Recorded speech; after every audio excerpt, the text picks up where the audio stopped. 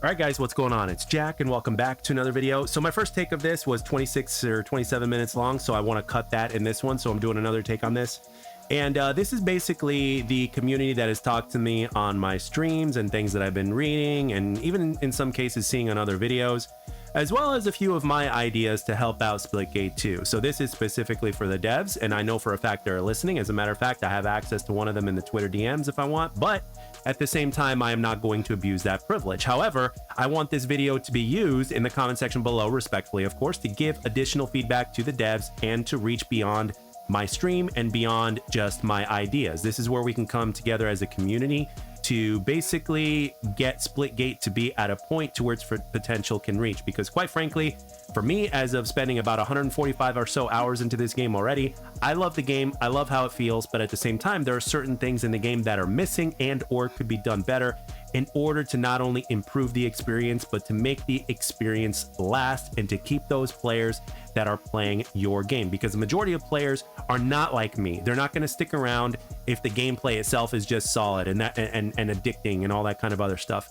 For a lot of players in this day and age, whether they're OGs or not, for the majority of people, that's just not enough. So let's get right into it, right? This is going to be some things that need to be added into the game, improved, as well as things that just straight up need to change.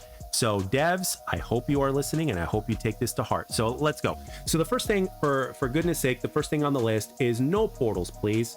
Make a no portals game mode and keep it permanent for someone who doesn't want to play portals. Now, it's not just because some players find it intimidating, but it's also something that was intact for the entirety of Splitgate 1. So therefore, why isn't it in Splitgate 2?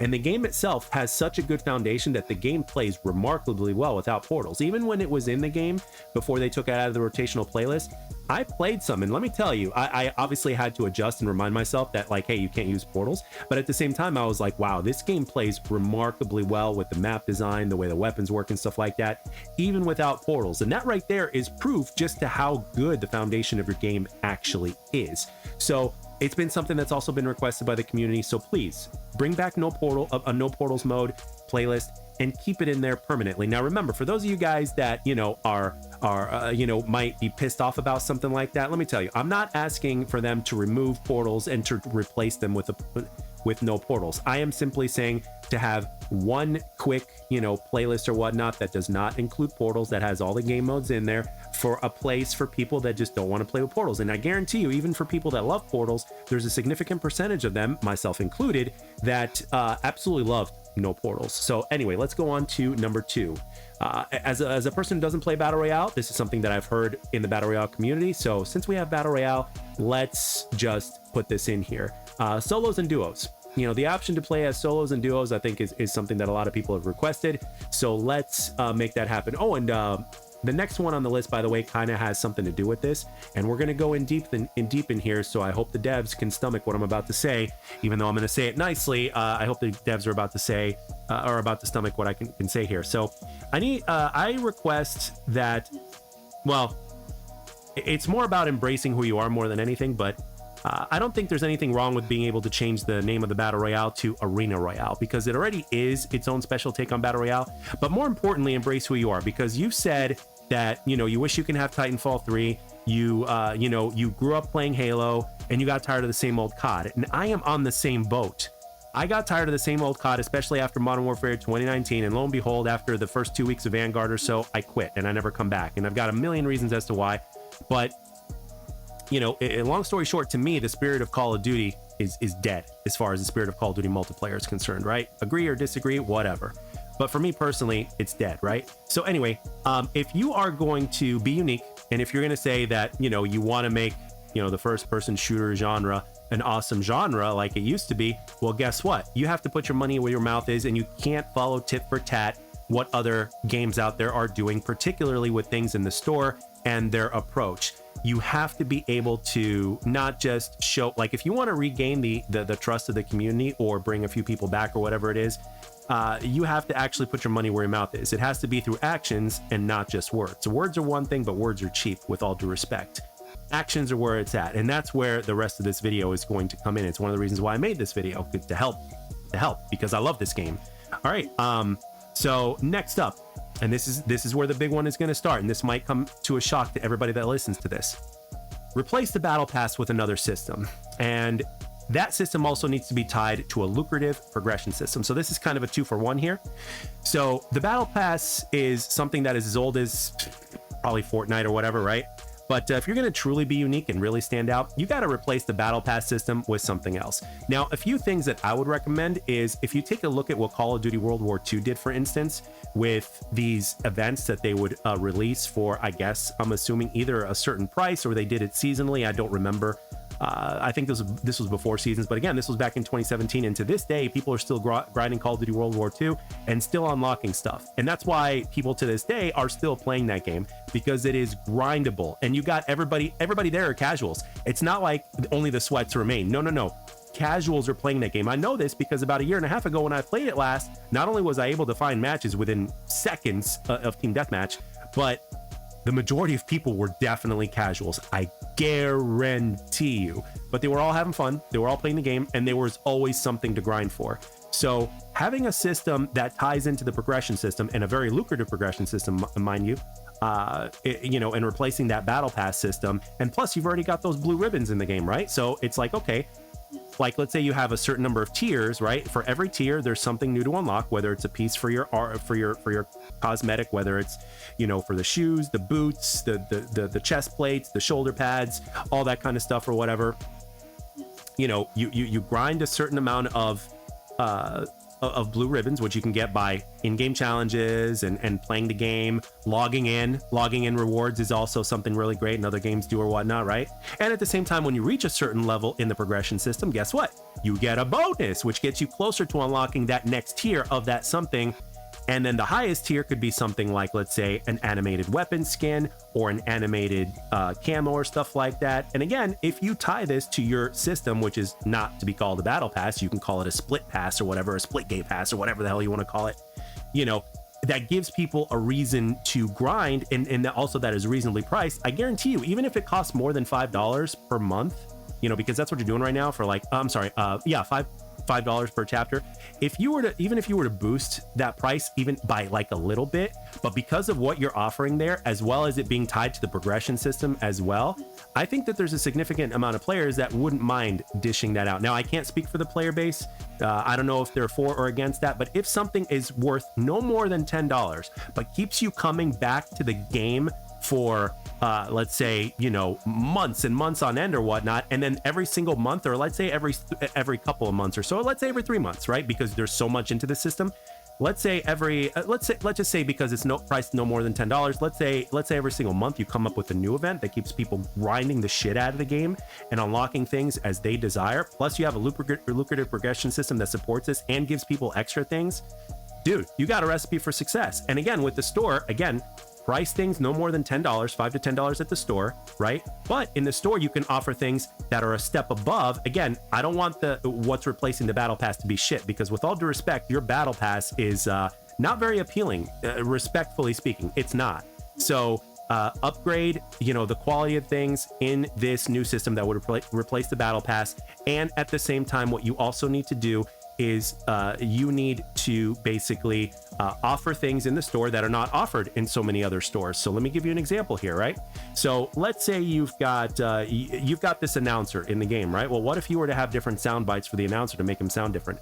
What about things like the Grunt birthday party in Halo, to where if you get a headshot kill, you get the confetti, right? But at the same time, what if Splitgate 2 has its own variations of this? What if Splitgate 2 had, all sorts of different effects that can happen where you can get a kill that look pretty badass in game, right? Some of them could be goofy, some of them could be serious, some of them could be somewhere in between, but things like that. Sound bites. You guys are already having something to where if you teabag somebody, I think it makes a fart noise or something like that.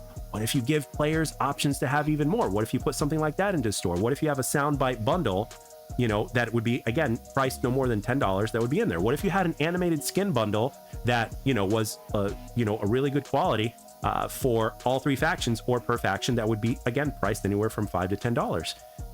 Things like that. I guarantee you, when you get the number of people that are actually spending money because it's reasonably priced, plus the stuff that you have in the store is cool, plus on top of that, you got your progression system, you got all this other things, dude, you've got a whole bunch of recipes and combinations here for success. Don't forget about the Halo Reach progression system. Don't forget about the level 1 through 1000 progression system. Don't forget about the fact that Call of Duty Advanced Warfare, after hearing feedback, Once people reach Prestige 1, they would unlock the Obsidian Steed variant. Prestige 2, they would unlock the Insanity, and etc, etc, etc. What if you gave the players, through progression, something to unlock for as well? Not just available in store. However, with the store, you get stuff that's available in a bundle that is unique because of the way it looks. Again, not necessarily saying that the stuff that you get in game would be low quality, because if you do that, people are not going to grind for something that's shit, with all due respect.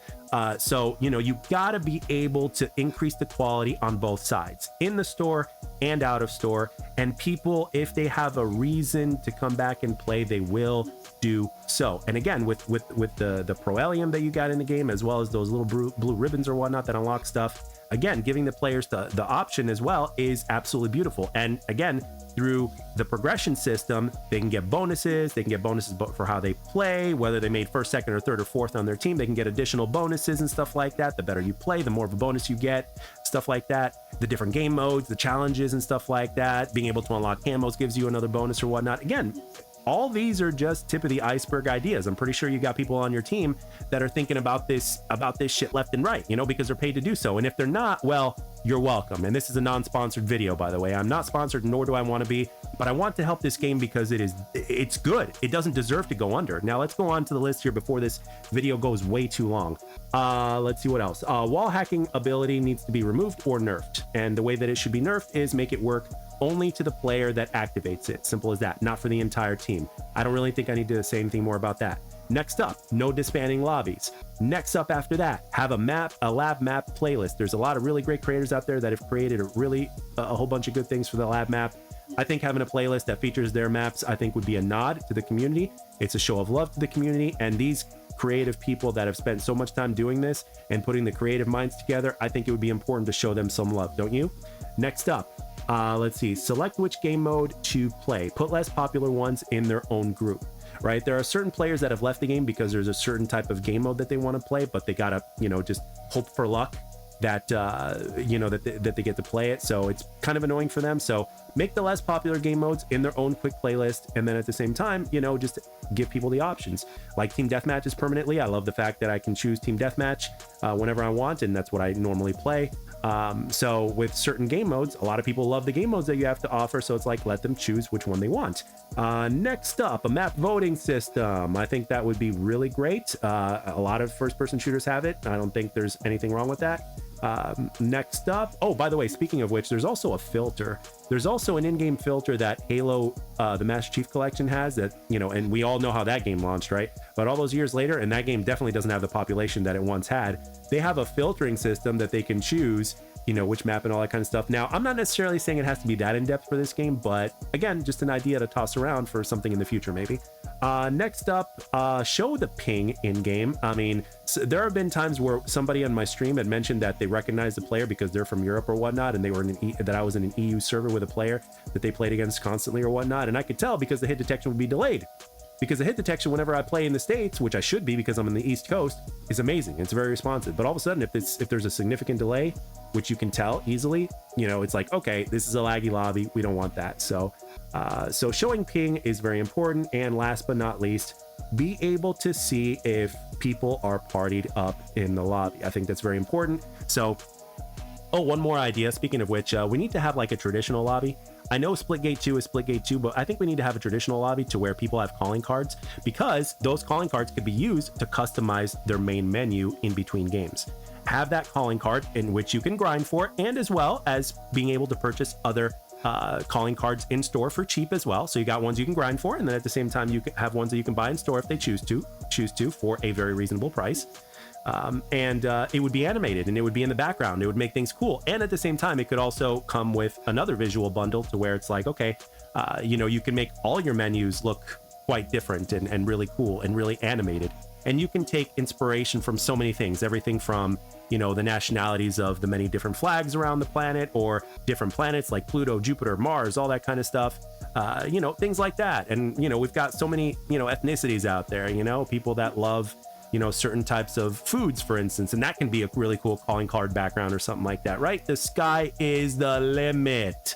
You guys have a great game here, and you've got all the opportunity in the world. It's been a rough start, but it's not over yet, right? The game, it's not over yet, and I don't want this game to suffer the same consequences as some other games that have gone down. So let's change things up a little bit. Let's make this happen. And these are some ideas from me to you, from the community to you. The community will be adding things in the comments section down below. So I hope the devs pay attention to this, and I hope they take at least a few of the ideas and implement some of them in game, because if they do, especially when it comes to a lot of things that the community has been asking for, which most of them have been on this list, if not all of them, I think this game has a bright future ahead of it. But we got to do everything in our power in order to keep this game relevant, because at its core, it is a good game. It is a good game, in my humble opinion. Even if this game is not for you, you got to admit that the game itself is something that deserves to be around, right? It deserves to be around. Arena shooters deserve to be around, especially one like this. And I'm glad that one like this exists, and I don't want to see it fall under. So with that being said, guys, I'm going to end it here. Let me know down in the comment section what you think. Feel free to add to this, respectfully, of course. And I hope the devs are listening and watching. And as always, I'd like to thank everybody for taking the time to watch and or listen. I hope you enjoyed the video, and I'll catch you guys on the next one.